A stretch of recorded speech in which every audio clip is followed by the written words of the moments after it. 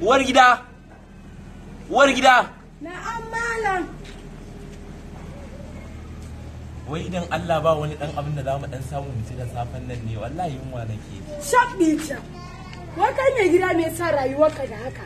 Me ka kawo? Haka ne da wannan. Ballantana ka ce wani a nemo wani abu. Ba malam. Wallahi Allah. Yanzu dai ka daure ka tashi.